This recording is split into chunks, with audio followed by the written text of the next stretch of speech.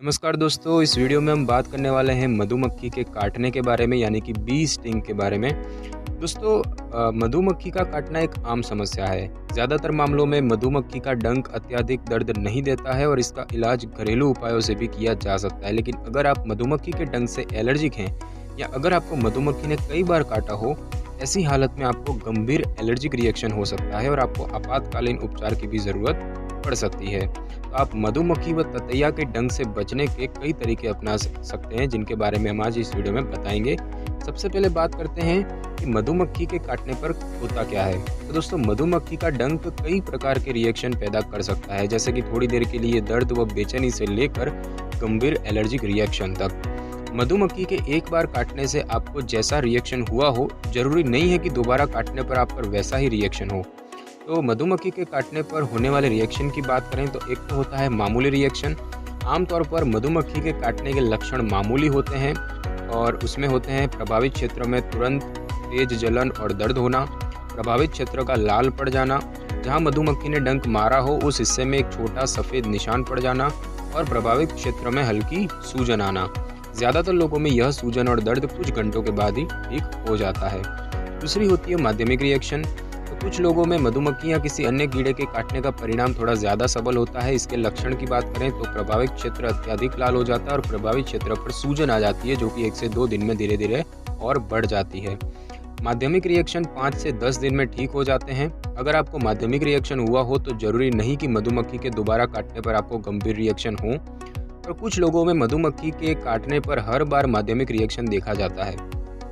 अगर आपके साथ ऐसा हो या आपको गंभीर एलर्जिक रिएक्शन हो जाए तो तुरंत अपने डॉक्टर से उपचार और बचाव के बारे में सलाह लें। और तीसरा होता है गंभीर एलर्जिक रिएक्शन। तो अगर आप मधुमक्खी के डंक से एलर्जिक हैं तो इसका परिणाम तीव्र ग्राहिता यानी कि एनाफाइलैक्सिस भी हो सकता है और इससे आपकी जान भी जा सकती है। मधुमक्खी या किसी अन्य कीड़े के काटने के तुरंत बाद तीव्र ग्राहिता का होना बहुत कम लोगों में पाया जाता है।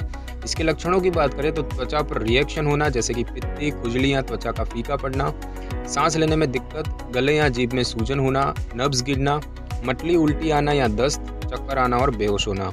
जिन लोगों को मधुमक्खी के डंक से गंभीर एलर्जी हो उनमें तीव्र ग्राहिता होने की 30 से 60% संभावना हो सकती है।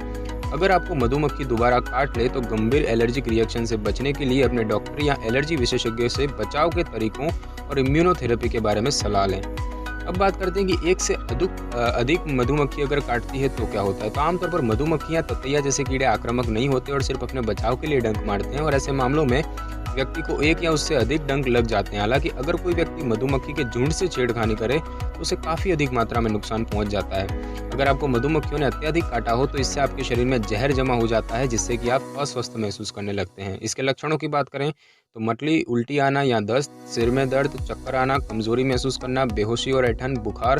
और जिन लोगों को सांस या दिल की बीमारियां हो उनके लिए एक से अधिक मधुमक्खियों का काटना एक आपातकालीन समस्या बन सकती है।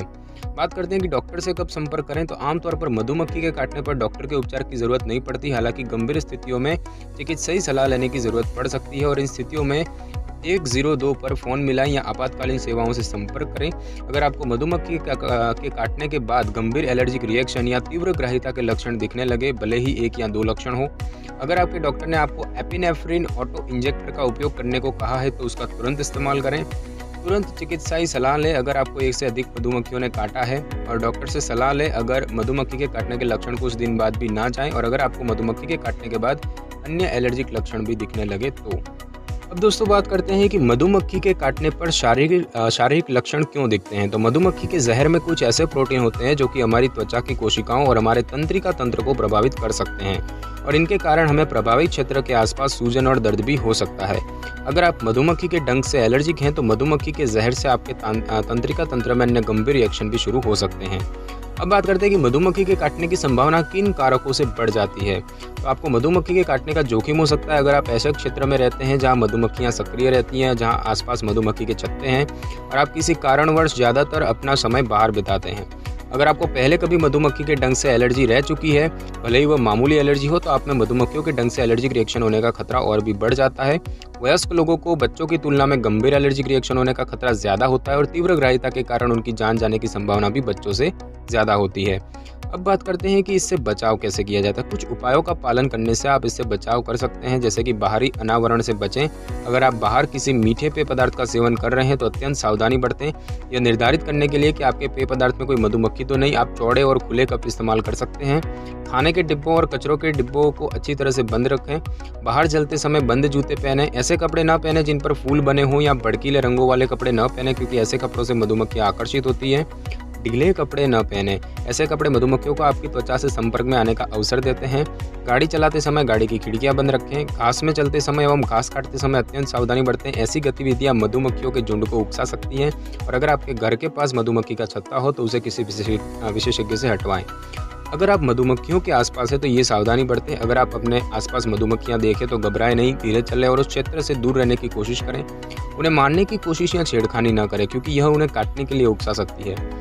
मधुमक्खी के काटने के बाद अगर आप अपने आसपास और कीड़े देखें तो तुरंत अपने नाक और मुंह को बंद करके उस क्षेत्र से निकलने की कोशिश करें। और काटने पर मधुमक्खी का एक ऐसा रसायन छोड़ती है जो कि दूसरी मधुमक्खियों को आकर्षित करता है। और अगर मुमकिन हो तो किसी इमारत या गाड़ी में चले जाएं। और अब बात करते हैं दोस्तों इसका निदान कैसे किया जाता है। तो अगर आप में मधुमक्खी के डंक या मधुमक्खी के जहर से एलर्जी होने के लक्षण दिखते हैं तो डॉक्टर आपको कुछ जांच करवाने को कह सकते हैं, जैसे कि त्वचा की जांच। इस प्रक्रिया में एलर्जन, जो कि होता है मधुमक्खी का जहर, उसकी एक छोटी मात्रा आपके हाथ या पीठ पर लगाई जाती है, और इस जांच में आपको किसी भी प्रकार के गंभीर एलर्जिक रिएक्शन होने की संभावना नहीं होती। अगर आप मधुमक्खी के डंक से एलर्जिक हुए तो जिस हिस्से पर जांच की गई थी वह हिस्सा उभरा या सूजा हुआ दिखाई देगा। रक्त जांच की बात करें तो उससे यह पता लग सकता है कि मधुमक्खी के जहर के संपर्क में आने से आपके तंत्रिका तंत्र पर क्या असर पड़ता है। और इस जांच से रक्त में उपस्थित एंटीबॉडी, जो कि अक्सर एलर्जी का कारण होते हैं, उनकी मात्रा भी पता लग सकता है। आपके रक्त का सैंपल प्रयोगशाला में भेजा जा सकता है ताकि यह भी पता चल सके कि आप किन अन्य चीज़ों से एलर्जिक हैं। और दोस्तों अगर हम बात करें इसके इलाज की तो आमतौर पर मधुमक्खी के काटने पर घरेलू उपायों से ही उपचार हो जाता है, लेकिन अगर आपको एक से अधिक मधुमक्खी ने काटा है या एलर्जिक रिएक्शन के मामलों में आपातकालीन चिकित्सा की जरूरत पड़ सकती है। तो अगर हम बात करें मामूली रिएक्शन के लिए उपचार की, तो काटने के लिए मधुमक्खी अपने डंक को आपकी त्वचा पर मारती है, और अगर आप जल्द से जल्द मधुमक्खी व उससे जुड़ी उसके जहर की थैली हटा दे तो जहर फैलने का जोखिम कम हो सकता है। मधुमक्खी को अपनी त्वचा से जल्द हटाएं, क्योंकि जहर को फैलने में केवल कुछ सेकंड का ही समय लगता है। मधुमक्खी के डंक को अपने नाखूनों या किसी चिमटी से निकालने की कोशिश करें और प्रभावित क्षेत्र को साबुन और पानी से धोएं, और सूजन व दर्द को कम करने के लिए प्रभावित हिस्से पर बर्फ लगाएं। अगर हम बात करें माध्यमिक एलर्जी के उपचार की, तो सूजन और खुजली कम करने के लिए आप कुछ उपाय अपना सकते हैं। कीड़े व उसके डंक को जल्द से जल्द हटाने की कोशिश करें। प्रभावित क्षेत्र को साबुन और पानी से धोएं, प्रभावित क्षेत्र पर बर्फ लगाएं, और खुजली, सूजन व लाल हिस्से को कम करने के लिए हाइड्रोकॉर्टिजोन क्रीम या फिर कैलामाइन लोशन लगाएं। अगर आप खुजली और सूजन से ज़्यादा परेशान हैं तो एंटीहिस्टामाइन जैसी दवाएं लें और प्रभावित क्षेत्र को खुजाने से बचें। यह आपकी सूजन, खुजली और इन्फेक्शन होने के खतरे को बढ़ा सकता है। अगर हम बात करें एलर्जिक रिएक्शन के लिए आपातकालीन उपचार की, तो अगर पीड़ित व्यक्ति तीव्र ग्राह्यता से गंभीर रूप से प्रभावित है तो उन्हें CPR की ज़रूरत पड़ सकती है।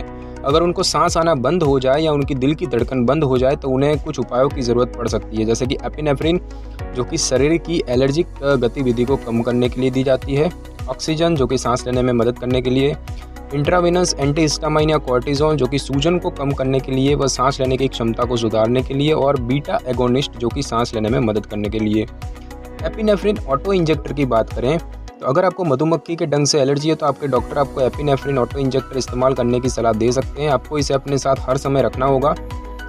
ऑटो इंजेक्टर से जुड़ी हुई एक सुई होती है जो कि एक बार में दवाई की एक खुराक आपकी जांघ में लगा देती है, और एपिनेफ्रिन को उसकी समाप्ति की तिथि से पहले बदल लें। इस बात का ख्याल रखें कि आपको ऑटो इंजेक्टर इस्तेमाल करना आता हो और अपने आसपास के लोगों को भी इसका इस्तेमाल करना सिखा दे, ताकि आपातकालीन स्थिति में वह आपकी जान बचा सके।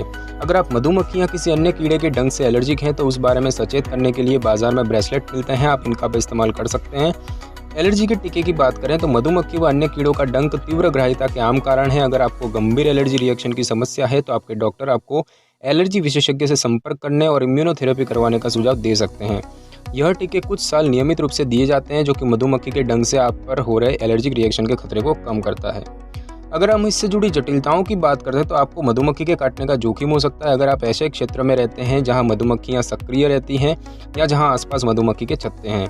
आप किसी कारणवश ज़्यादातर अपना समय बाहर बिताते हैं, और अगर आपको पहले कभी मधुमक्खी के डंक से एलर्जी रह चुकी है तो आप में इसके रिएक्शन होने का खतरा और भी बढ़ जाता है। तो दोस्तों आज की वीडियो में बस इतना ही। अगर आपको वीडियो अच्छी लगी हो तो वीडियो को लाइक और शेयर करें और कमेंट करना बिल्कुल भी ना भूलें। और अगर आप हमारे चैनल पर नए हैं तो चैनल को सब्सक्राइब करके बेल आइकन के बटन को जरूर क्लिक कर लें ताकि मेरी नई वीडियो की नोटिफिकेशन सबसे पहले आपको मिल सके। Thanks for your time.